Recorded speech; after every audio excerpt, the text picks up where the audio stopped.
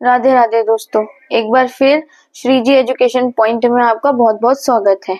आज इसी सीरीज में जैसे कि मैंने आपको बताया था कि कल जो पुरा पाषाण काल और मध्य पाषाण काल से, क्योंकि हमारे प्रीवियस ईयर क्वेश्चन पेपर में हमने देखा कि उसमें बहुत ही कम क्वेश्चंस रेज हुए, तो नव पाषाण काल से जो रेज हुए वो हमने डिस्कस किया। अब उसी की अगर रेंज में हम आगे जाएं तो हमें ताम्र पाषाणिक जो संस्कृति डेवलप हुई थी हड़प्पा सभ्यता से पहले, जो कि एक नवपाषाण और ताम्र पाषाण काल से जुड़ी हुई थी, आज हम उसका वर्णन करेंगे कि उस पे किस तरीके के क्वेश्चन यूपीएससी पूछती हुई आ रही है।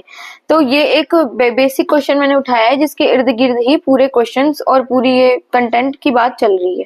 जैसे कि मध्य भारत और दक्कन में गैर हड़प्पा कालीन ताम्र पाषाण संस्कृतियों का उदय न केवल लोगों के जीवन निर्वाह की पद्धति में परिवर्तन का द्योतक है, वरन पाक से आद्य ऐतिहासिक काल में समग्र संक्रमण का भी द्योतक है। समालोचनात्मक विश्लेषण कीजिए। सबसे पहले हम भूमिका देंगे कि मध्य भारत व दक्कन जैसे क्षेत्रों में स्थायी जीवन शैली की शुरुआत नवपाषाण काल पर ताम्र पाषाण काल से जुड़ी हुई है। बाद में हड़प्पा सभ्यता के पतन ने भारतीय उपमहाद्वीप पर ताम्र के ज्ञान को और भी ज्यादा फैला दिया था बाद में। अतः विभिन्न क्षेत्रों में हड़प्पा संस्कृति से पृथक कई ताम्र पाषाणिक संस्कृतियों का उदय हुआ है, जो कि पाक से आद्य ऐतिहासिक काल में प्रवेश को इंगित करता है। फिर वहीं कई बार ये संस्कृतियां अपनी लोकप्रिय मृदभांड के नामों से भी जानी जाती हैं। ये संस्कृतियां इस प्रकार हैं। तो सबसे पहले हम मध्य भारत की संस्कृतियों के बारे में पढ़ेंगे, जिनमें पहली है कायस्थ संस्कृति। मध्य भारत के मालवा क्षेत्र में ताम्र पाषाणिक युगीन कृषि संस्कृतियों के समृद्ध प्रमाण उपलब्ध हैं, जिनमें पहले कायस्थ संस्कृति फिर मालवा संस्कृति पल्लवित हुई। कायस्थ संस्कृति की तिथि तीसरी सहस्त्राब्दी के उत्तरार्ध में निश्चित की गई। कायस्थ संस्कृति के स्थलों पर तीन तरह के मृदभांड मिलते हैं। यह अपने चाक से बने मजबूत और उत्कृष्ट मृदभांडों से अपनी पहचान रखते हैं। इनके भूरे लेप और बर्तनों के ऊपरी हिस्से पर जो बैंगनी रंग, गाइस इनके कलर भी जो संस्कृति के हैं वो अलग अलग कलर और बनावट है, जो एक संस्कृति को दूसरी संस्कृति से भिन्नता दिखाती है। इनके भूरे लेप और बर्तन के ऊपरी हिस्से पर बैंगनी लाल रंग के रेखीय डिजाइन के पाए गए। कम मोटाई वाले मृदभांड ये बनाते थे, जिन पर केवल लाल रंग से ज्यामितीय डिजाइन बनाए जाते थे। इस संस्कृति के सीमित उत्खनन के कारण था मकान योजना अनभिज्ञ है। अनुमानतः ये मृदा के बने हुए फूस घरों में रहते थे। मवेशियों और घोड़ों की हड्डियां भी यहाँ से प्राप्त हुई हैं। साथ ही ताम्र में ब्लेड, नोक, अर्धचंद्र मिले हैं। पत्थर के छल्ले का उपयोग कृषि यंत्र के रूप में किया जाता था। साथ में तांबे की हार और तांबे की चूड़ियों का वर्णन भी किया गया। यदि देखा जाए तो उत्खनन में मिले घोड़े में 175 मनके वाले अगेट और 160 मनके वाले कार्नेलियन हार का पाया जाना इन्हें ताम्र से भिन्न दिखाता है कि ताम्र के अलावा भी जो थे दूसरी धातु के भी चलन उस समय था। ऐसा प्रतीत होता है कि मानो इन्होंने आकस्मिक परिस्थितियों में अन्य जगहों पर पलायन कर दिया हो। अतः इन प्रमाणों से आपसी संपर्क का आभास होता है कि इनका आपस में भी संपर्क एक दूसरे से होया करता होगा, किंतु सटीक चरित्र क्या था ये कहना मुश्किल है, क्योंकि अब संस्कृतियों को बांटना ही यहाँ पर बहुत बड़ा एक चैलेंज रहा है कि कौन सी संस्कृति को किस तरीके से की चीजें हैं जो एक दूसरे से भिन्न करती हैं। फिर हमारी ये कायस्थ संस्कृति के बारे में हम पढ़ चुके हैं, अब आ गई आहार संस्कृति। वैसे तो दक्षिण पूर्व राजस्थान में ये उपजी, किंतु इसका विस्तार मध्य भारत तक था। इसकी विशेषता यहाँ की चाक पर बनी हुई ब्लैक एंड रेड पॉटरी है, यानी कि यहाँ पर विशेषकर काले और लाल रंग के मृदभांड बनाए जाते थे, जिन पर सफेद रंग का डिजाइन रंगा जाता था। इसके अलावा लाल, गेरुआ, चॉकलेटी, भूरे रंग यानी रंगों के मृदभांड भी पाए गए। साथ ही खुरदुरा हस्त निर्मित मृदभांड भी पाए गए। फिर वही राजस्थान की आहार संस्कृति के प्रमाण कम है, किंतु मध्य भारत में इसके ज्यादा पाए गए। तो जहां से ये उपजी वहां पर तो हमें कम प्रमाण मिले, किंतु जहां तक ये स्प्रेड हुई वहां पर मध्य प्रदेश में हमें इन सब चीजों के ज्यादा प्रमाण मिले। यहाँ से कायस्थ से कायथा से फलक आकार के औजार, टेराकोटा बैल भी मिले हैं।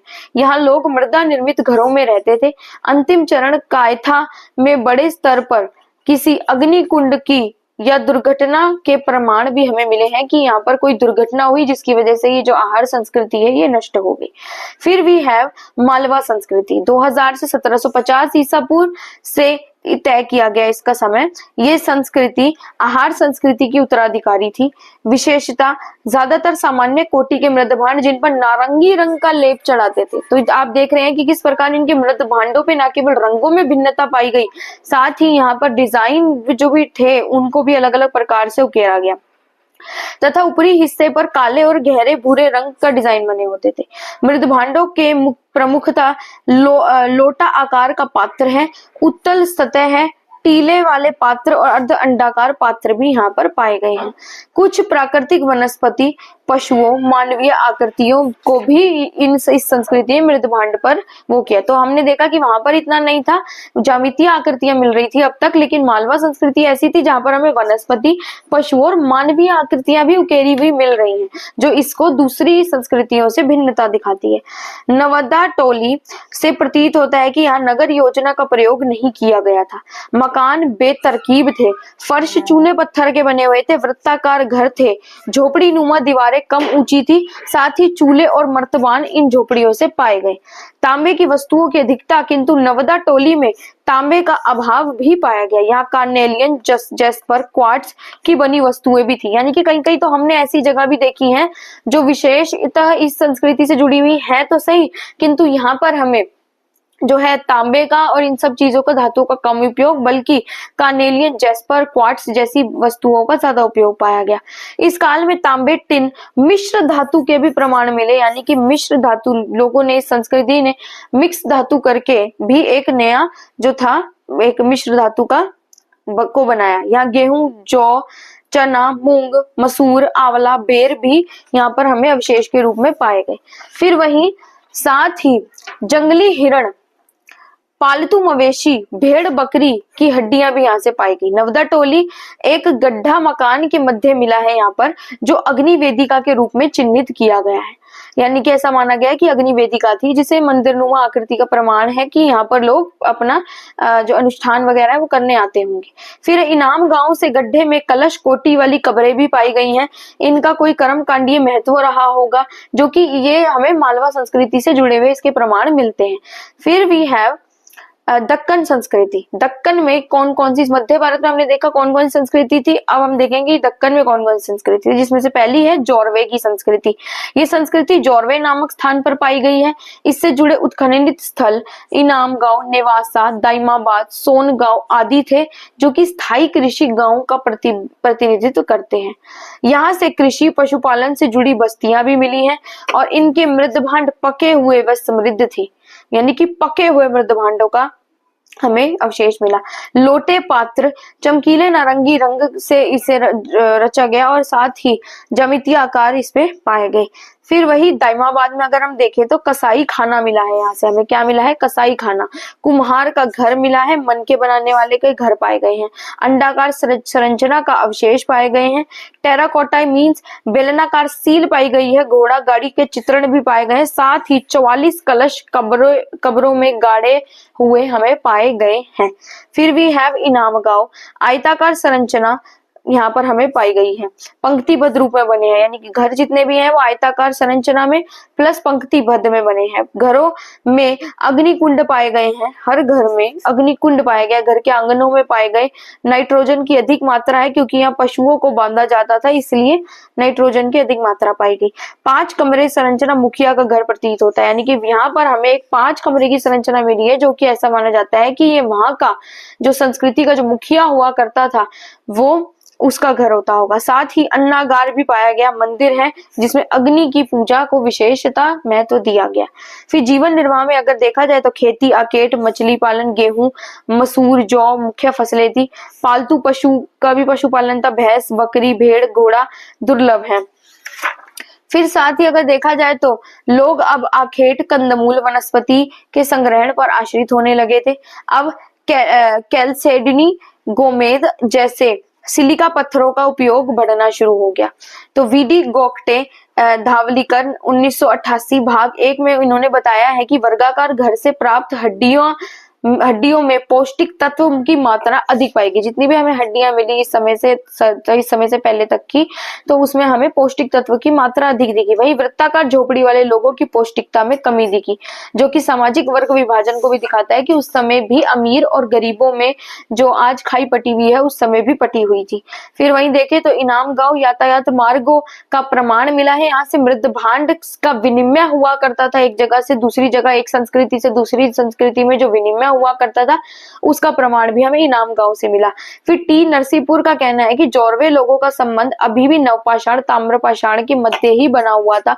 कुछ चीजें ऐसी थी जो नवपाषाण से अभी भी वो फॉलो करते हुए आ रहे थे।